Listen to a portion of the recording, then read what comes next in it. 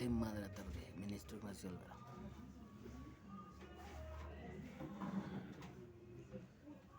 Bien, estuve analizando parte de la escritura en el Nuevo Testamento, para ser más exactos, en el Evangelio según Mateo. Estuve analizando el capítulo 24 de Mateo y hay muchísima similitud con lo que está sucediendo hoy en el mundo, hermanos. Y es menester que pongamos mucha atención en esto, porque el Señor Dios Todopoderoso nos revela estas cosas que para el mundo están veladas. No, el mundo no puede entender esto. Pero a nosotros, mis hermanos, Dios nos da la capacidad y nos da el privilegio de poder saber qué es lo que viene. No con la intención de espantarnos, sino todo lo contrario, con la intención de poner nuestra confianza y nuestra fe en Dios. Y bueno, vamos a hacer un análisis de ese capítulo. Le puse como título Interpretación del capítulo 24 del Evangelio según Mateo, la primera parte. Nuevamente lo repito, le puse como título Interpretación del capítulo 24 del Evangelio según Mateo, la primera parte. ¿Sí? Interpretación Del capítulo 24. Interpretación del capítulo 24 del Evangelio según Mateo. Y le puse entre comillas, primera parte, porque desde luego es muy extenso el Evangelio de según Mateo. ¿Cuántos capítulos tiene el Evangelio según Mateo? Son 28 capítulos, hermanos. Está como en la mañana, no se volviera exaltada, ¿no? Voy a exaltar a un señor. Y me dice, ¿usted sabe cuántos profetas? Y me quedé, no. Ya, pues, a la mente digo. Bueno, debemos de conocer ya los nombres de los profetas mayores y de los profetas menores. Sí. Nos lo dice la Biblia. Bueno, entonces, mis hermanos, este es el tema de hoy. Como les digo, en la primera parte, porque vamos a seguir analizando lo que está sucediendo hoy en el mundo. Tiene muchísima similitud con el capítulo 24. ¿Cuál es el título en el capítulo 24? Iniciando en el verso 3, ¿cuál es el título? Las señales antes del fin. Exactamente, las señales antes del fin. O sea que aquí nos vamos a enterar de qué es lo que está pasando, y para ver y compararlo con esto. ¿Están bien así o bajamos la cortina? Está bien. ¿Sí? Bueno, muy bien. Entonces, mis hermanos, mis amados hermanos, iniciaremos desde el versículo 3, ya que lo que nos llama más la atención es que en este versículo se habla de las señales antes del fin, ¿sí? Por eso quise iniciar desde el verso 3, versículo 3 de Mateo 24. Bueno, entonces, de acuerdo a las escrituras, o de acuerdo a lo que en el mundo se está viviendo hoy, la palabra de Dios nos advierte que debemos estar atentos, para poder discernir los tiempos escatológicos, o sea, los tiempos, valga la redundancia, de los últimos tiempos, ¿verdad? Y a continuación, los discípulos le preguntaron, empezamos con el versículo 3, los discípulos le preguntaron cuándo sucederá esto y cuáles serán las señales de que esto se acerca. Esas son las preguntas que hicieron. En el verso 3 vemos y empezamos a interpretar esto, mis hermanos, porque son 3 preguntas que le hacen al Señor Jesús. La primera es ¿dónde? La pregunta que yo les hago a ustedes, ¿dónde hicieron estas preguntas? ¿Dónde estaban ellos cuando hicieron estas preguntas al Señor? En el Monte de los Olivos. Exactamente, en el Monte de los Olivos, exactamente. Ahí estaban cuando hicieron esas preguntas, y las hicieron cuando estaban sentados con el Señor en el Monte de los Olivos, y probablemente iba el Señor camino de Betania. Muchas gracias, hermanita. Camino de Betania.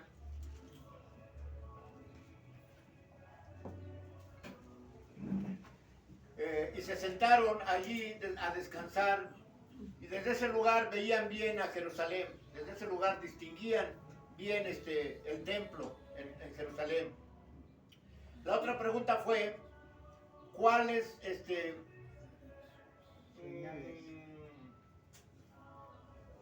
Bueno, dice, ¿cuándo sucederán estas cosas? La primera pregunta es ¿cuándo sucederán estas cosas? Es la primera pregunta. O sea,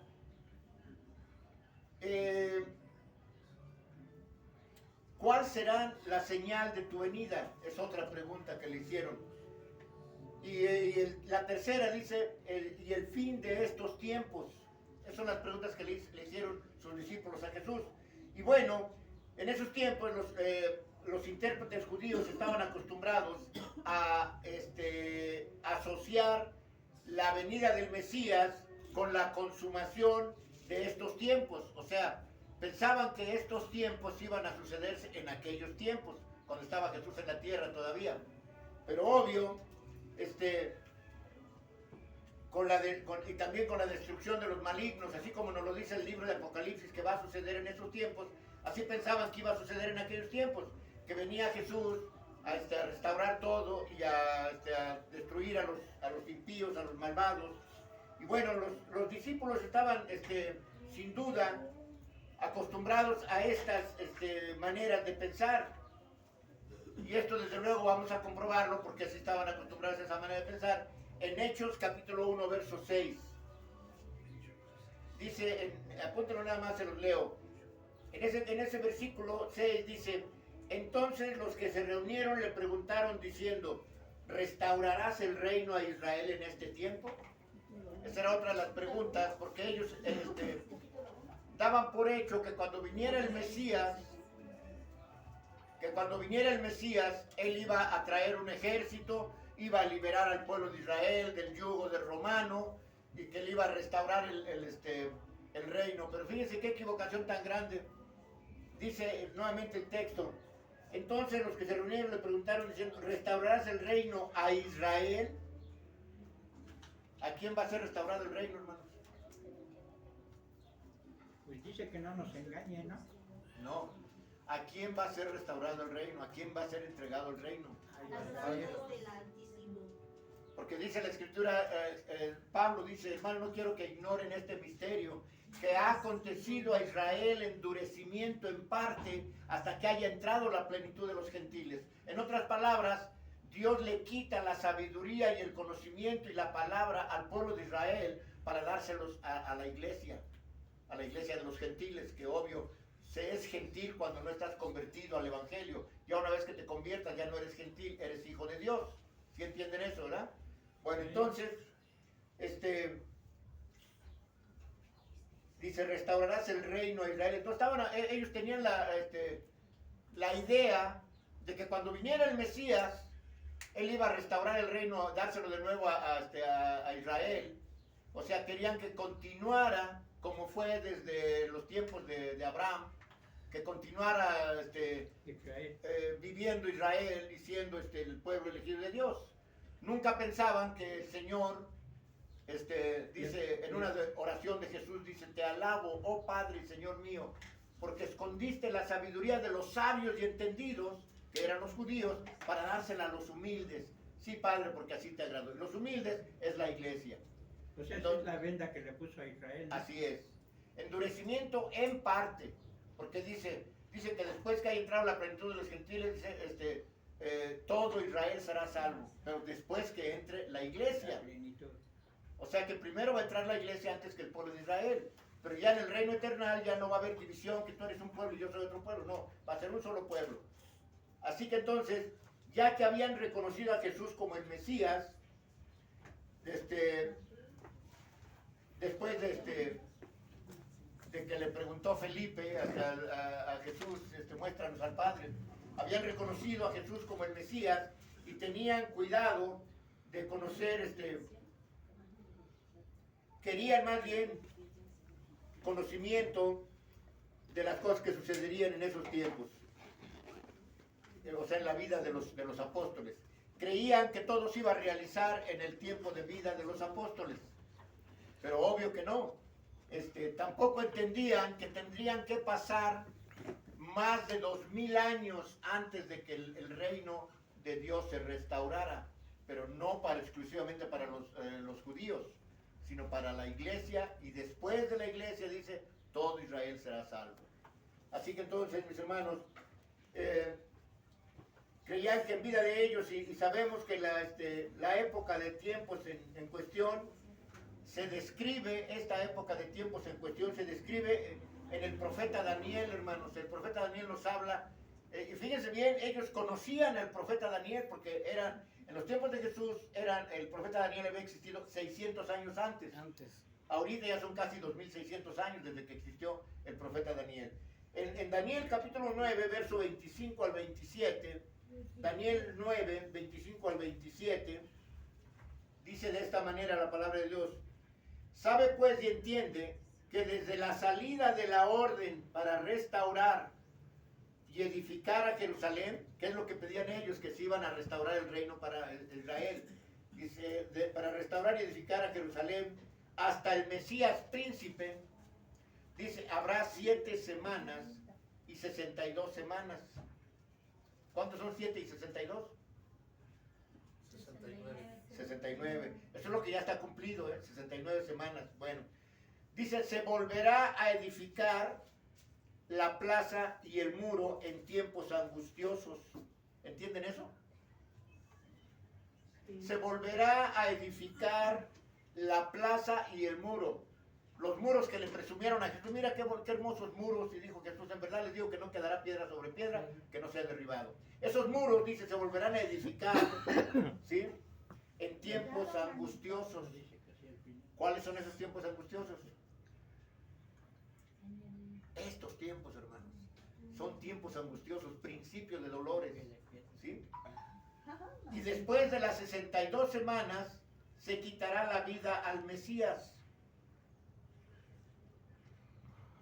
mas no por sí. ¿Qué quiere decir eso? O sea, que él no va a entregar su vida, sino lo van a matar, ¿sí? Y el pueblo de un príncipe que ha de venir destruirá la ciudad y el santuario. ¿Cuándo sucedió eso y por quién sucedió eso? En el año 70, ¿no? Y por el emperador Tito. Así es. Fue la profecía que Jesús le dijo, en verdad le digo que no quedará piedra sobre piedra que no sea derribada. Fue en el año 70 de nuestra era, no era emperador, era general, exacto. El general Vespasiano y el general Tito, romanos ellos, invadieron Jerusalén, quemaron el templo y lo derribaron. Dice, y su fin será con inundación, y hasta el fin de la guerra durarán las devastaciones. O sea que hubo una guerra entre los judíos y los romanos, y fue destruido el templo.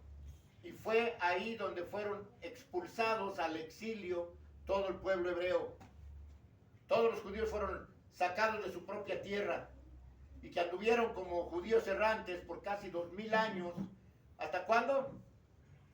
Hasta el 14 de mayo. Exacto, hasta el 14 de mayo de 1948, cuando inician de nuevo el recogimiento del pueblo de Israel en su tierra, después de casi 2000 años de exilio. El verso 27 dice, y por otra semana confirmará el pacto con muchos. Ahí hay que detenernos y analizar. Y por otra semana, o sea, ¿cuántas semanas habíamos dicho que eran? 69. Para 70 semanas, ¿cuántas faltan? Una semana. Una. Por eso aquí lo dice claramente. Dice, y por otra semana, o sea, la semana 70, ¿sí?, confirmará el pacto con muchos. Ahorita andan diciendo,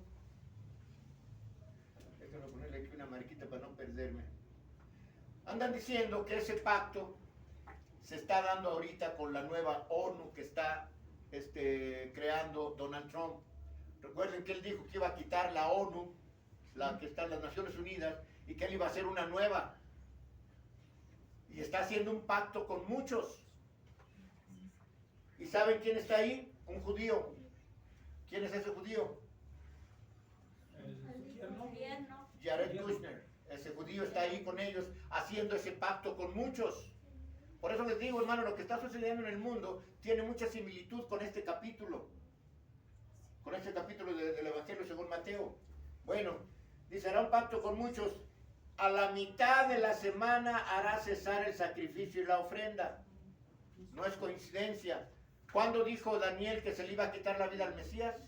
La mitad de la semana. A la mitad de la semana. Ahora vean ustedes cómo, fíjense bien, cómo quiere Satanás seguir imitando a Dios. Va a hacer lo mismo a la mitad de la semana, pero a la mitad de la semana va a entrar el anticristo. ¿Sí están entendiendo eso? Dice a la mitad de la semana, perdón, pero ya me perdí. Dice, a la mitad de la semana hará cesar el sacrificio y la ofrenda. Y después, con la muchedumbre de las abominaciones, ¿les parece familiar este texto? La muchedumbre de las abominaciones. ¿Quién es el que se va a presentar en el mundo? La abominación desoladora. O sea, exacto, todos los que estén con él, por medio de este pacto que se hace con muchos países, todos ellos van a estar dispuestos a servir al anticristo, creyendo que él es el Mesías, creyendo que él es el Cristo. Y a muchos engañarán. Jesús lo dice también en el Evangelio según Mateo. En los primeros capítulos dice, tengan cuidado porque saldrán muchos en mi nombre engañando a las personas y a muchos engañarán. Así que entonces los primeros en ser engañados, ¿quiénes serán? Los judíos. Así es. Dice, y vendrá el desolador, que es la abominación desoladora, hasta que venga la consumación y lo que está determinado se derrame sobre el desolador. Ahora la pregunta, ay, medio ronco. Ahora la pregunta, dice, lo que está determinado se va a derramar sobre el desolador. ¿Quién es el desolador? El anticristo. ¿Qué es lo que está determinado que se derramará sobre el desolador? La espada.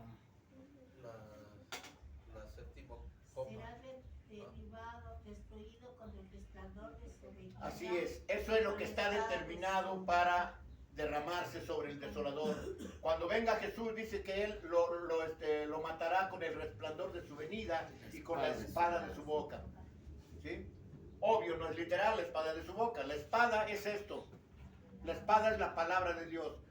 ¿Cómo fue que derrotó a Satanás cuando tentó a Jesús? ¿Con qué lo derrotó? Con la espada de su boca, que era la palabra de Dios. Asimismo, vuelve a suceder lo mismo en esta ocasión. Así que entonces, en estos textos, hermanos, se describe un periodo de 70 semanas, de las cuales solo 69 habían pasado. Cuando el Mesías sería quitado, cuando al Mesías le sería quitada la vida, Jesús vino a decir en el verso 15, fíjense bien, el verso 15 de Mateo 24, dice que se trata de ese periodo al sincronizarlo con lo que Daniel 9:27 describe como el evento situado a la mitad de la semana 70. Nuevamente, ¿qué dice Daniel 9:27? Ya lo leímos. Y por otra semana confirmará el pacto con muchos, a la mitad de la semana hará cesar el sacrificio y la ofrenda. O sea que aquí estamos, pongan mucha atención en esto, hermanos, porque estamos viendo aquí,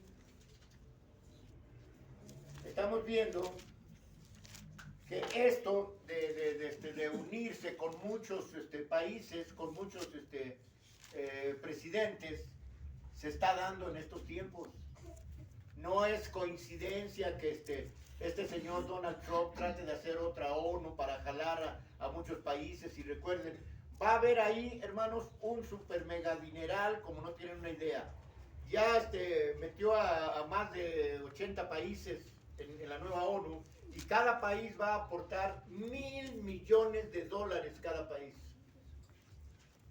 O sea que estamos hablando ahorita de más o menos, y faltan todavía muchos, estamos hablando de $80,000 millones, una cantidad exorbitante que no sabemos ni cuánto es ese dinero. Trillones de trillones. No, son millones nada más. Pero puede llamar también billones, porque ya, ¿cuánto es un billón? 2 millones. No. 1 millón. Un billón, ¿cuánto es? 1000. Son 1,000 millones, hermanos. O sea, cada país va a aportar $1 billón, o sea, 1,000 millones. ¿Sí me entienden? Entonces ahorita, 80 billones es un dineral impensable, mis hermanos. Bueno, entonces esto está sucediendo ahorita. Nada más que, pues ya ven que como aquí en nuestra iglesia no quieren que se predique profecía, pues no se están dando cuenta muchos pastores. No están enterados de esto. Dice entonces, describe como evento situado en la mitad de la semana 70. De aquí que en el discurso del Monte de los Olivos, ¿verdad? Donde leímos al principio, se refiere primordialmente al tiempo de la tribulación de Israel. ¿Entienden cuál es la tribulación de Israel?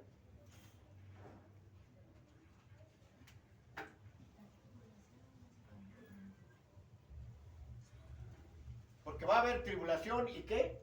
Y gran tribulación. Entonces la tribulación de Israel es cuando en los primeros 3 años y medio va a ser engañado el pueblo de Israel.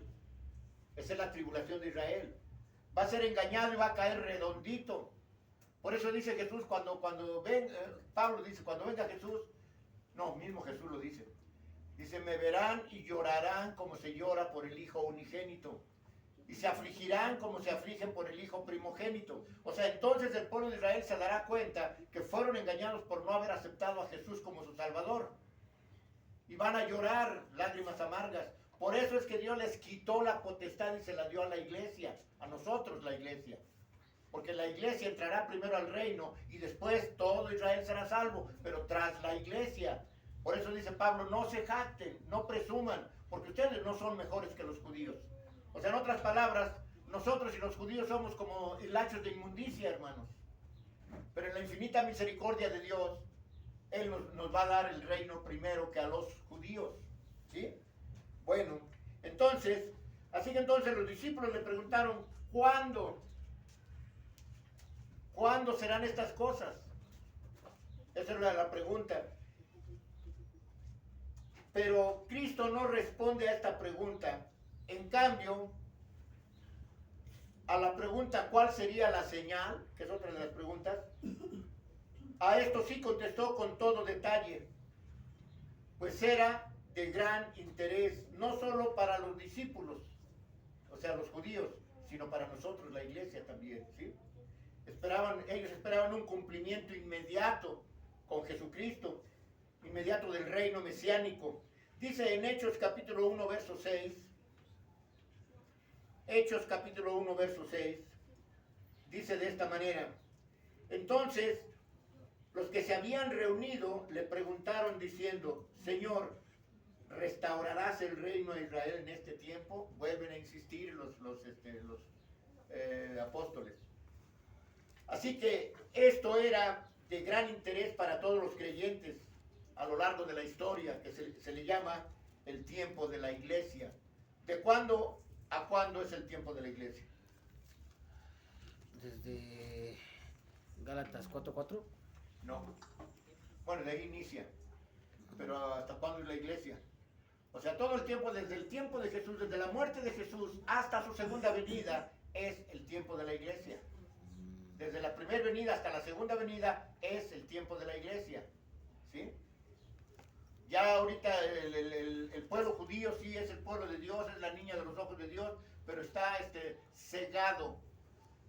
Dice Pablo, no quiero que ignoren este misterio que ha acontecido a Israel, endurecimiento en parte. ¿Endurecimiento de qué? Del corazón. Pusieron duro el corazón y no aceptaron a Cristo. Pero eso es un plan de Dios.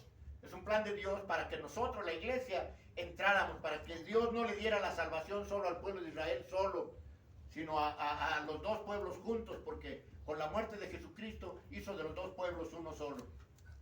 Esto ya lo sabemos ampliamente, ¿verdad? Amén. Bueno, entonces,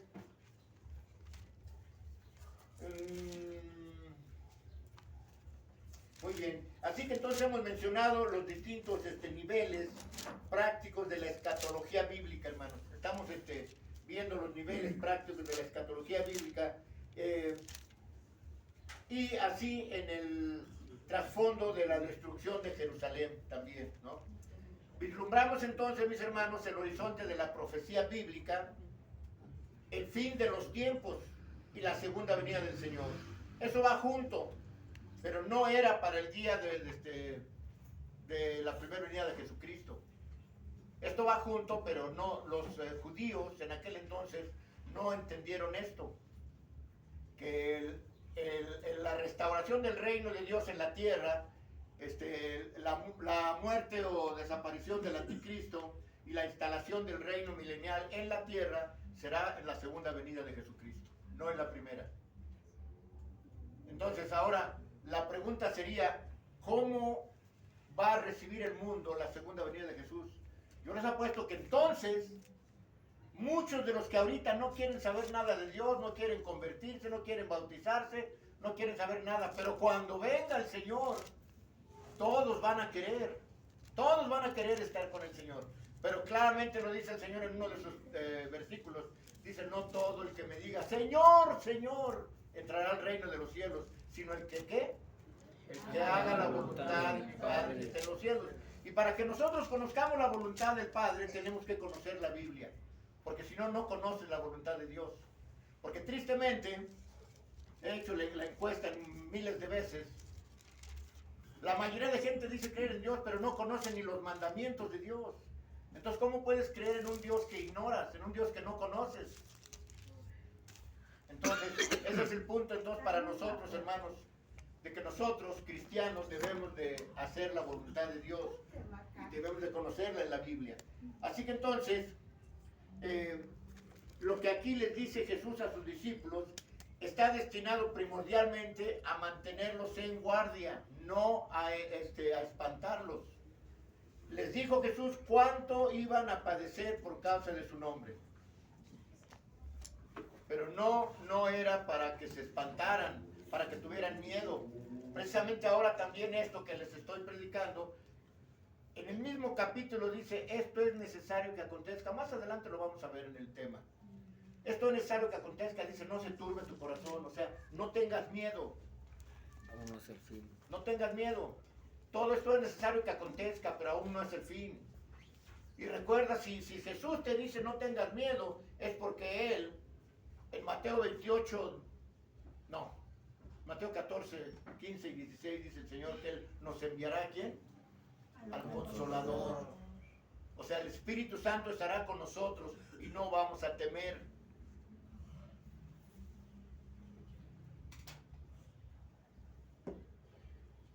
Entonces, bueno,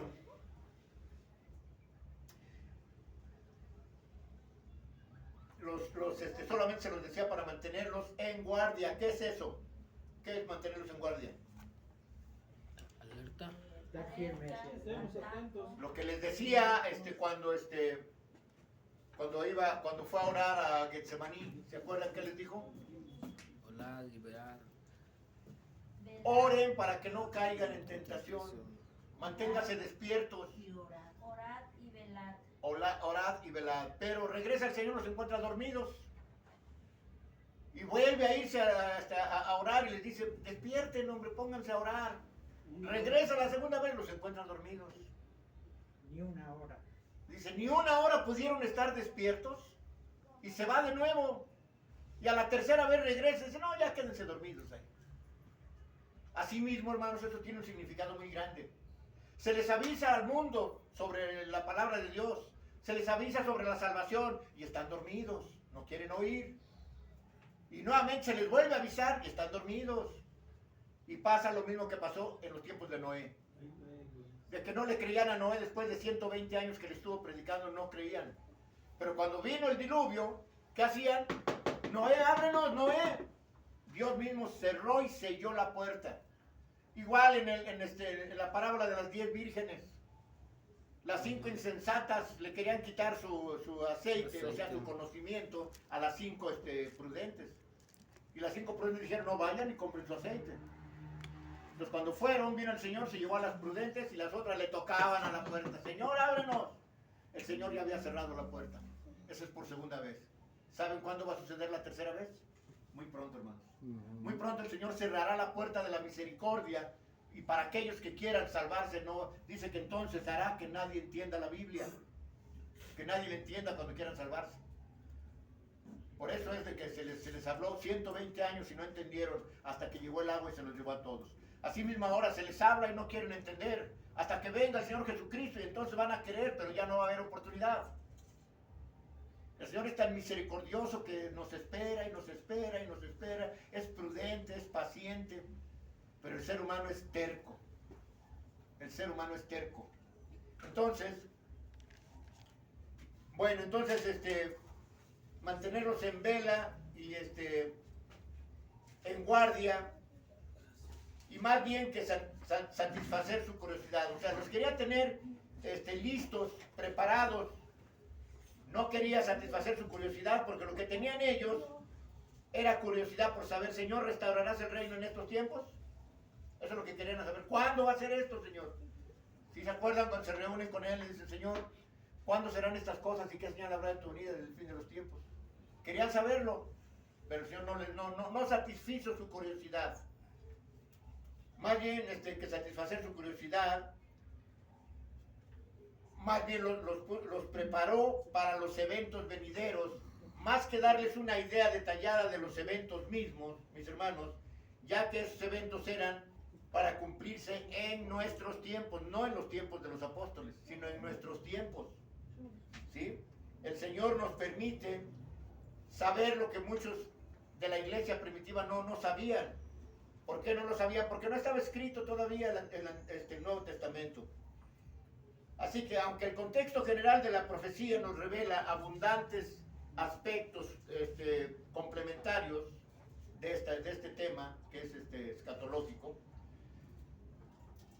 así que escrito está, comienza con una frase de o como precaución. ¿Cuál fue la primera respuesta de Jesús cuando le preguntaron eso? Miren que no los engañen. Miren que no los engañen. ¿Sí? En el verso 4 de Mateo dice eso, ¿no? Mateo 24:4. Dice, miren que no los engañen. O sea, a ellos, a los apóstoles. Esperaban una respuesta inmediata a sus preguntas al querer conocer los arcanos designios de Dios. Pero Jesús insiste en lo que después de su resurrección había de decirle a Pedro. ¿Qué fue lo que le dijo a Pedro? Aparte de mí, Satanás. Porque recuerden, Pedro preguntó, Señor, ¿es que no va a morir? ¿Va a quedar hasta que tú vengas? ¿Se acuerdan eso lo que le dijo a Pedro? ¿Qué le dijo? Si yo decidí que va a quedar hasta que yo venga, ¿a ti qué? Ustedes vengan y síganme. Así nosotros hoy, hermanos, no estamos muy interesados abiertamente en qué va a suceder. Ya sabemos qué va a suceder. En lo que debemos de estar atentos es en no perder nuestro galardón. Y se acuerdan, en la mañana en la escuela sabática vimos qué es el galardón, ¿verdad? La vida eterna. Así es, la entrada al reino. Bueno, entonces, mis hermanos, dicen, no se dejen engañar por charlatanes y falsos profetas. Y recordemos, hermanos, que los falsos profetas y falsos maestros son más dañinos a la iglesia que los perseguidores. ¿Entendemos eso? ¿O lo repito de nuevo? Son más dañinos. Otra vez. Dañinos, más. Los falsos maestros le hacen más daño a la iglesia que cuando la iglesia sea perseguida. O sea, los perseguidores. En aquel entonces los perseguidores, ¿quiénes eran? Los judíos y los romanos. ¿Sí? Ellos eran los perseguidores. Pero ahora hacen más daño los que se introducen encubiertamente, como dicen, me parece que es Tesalonicenses, donde dice que se introducen encubiertamente en las iglesias y desestabilizan a la iglesia introduciendo falsas doctrinas. Esos son los falsos profetas. Hacen más daño que cuando la iglesia es perseguida. Son sinagogas de Satanás. Así es. Entonces, amados hermanos, dice, los perseguidores son 3 veces en esta profecía. Jesús llama la atención acerca de los falsos profetas.